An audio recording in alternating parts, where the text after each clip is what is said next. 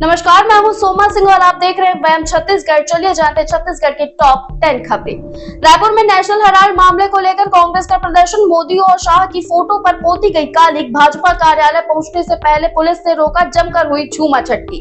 छत्तीसगढ़ में कुख्यात नक्सली माडवी हिडमा के एनकाउंटर के बाद सोशल मीडिया पर रिलीज हुआ भड़काऊ गाना। रायपुर सिविल लाइन पुलिस ने यूट्यूबर के खिलाफ यूएपीए तहत एफआईआर की दर्ज। विधानसभा में वंदे मातरम पर हुई चर्चा। सीएम साय ने कहा, सार्वजनिक रूप से जोड़ता है वंदे मातरम। जो समाज इतिहास से समझ नहीं लेता उसका भविष्य बर्बाद। छत्तीसगढ़ हाईकोर्ट ने वन्य जीवों को शिकार पर लिया स्वतः संज्ञान। सूरजपुर में बाघ की करंट से मौत पर पीसीसीएफ से शपथ पत्र के साथ मांगा जवाब। बिलासपुर में बदमाशों ने युवक पर धारदार हथियार से हमला कर नायक नहीं खलनायक हूं मैं गाने पर बनाया वीडियो। नाबालिग समेत 2 गिरफ्तार, पुलिस ने निकाला जुलूस। छत्तीसगढ़ में बिजली विभाग का दोहरा मापदंड। बकाया बिल न चुकाने पर आम लोगों के काटे जा रहे कनेक्शन। वहीं सरकारी विभागों पर 20 करोड़ से अधिक का बिल है बकाया। जशपुर में धान खरीदी में अव्यवस्था से नाराज किसानों ने किया चक्का जाम। स्टेट हाईवे पर आवागमन हुआ बाधित। मौके पर पहुंचे प्रशासनिक अधिकारी।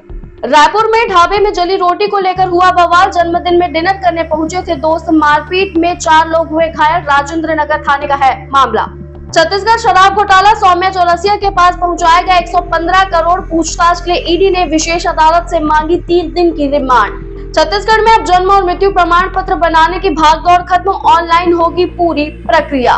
तो ये थी छत्तीसगढ़ की टॉप 10 खबरें और ऐसे ही अपडेट्स के लिए वैम छत्तीसगढ़ को सब्सक्राइब करना ना भूलें।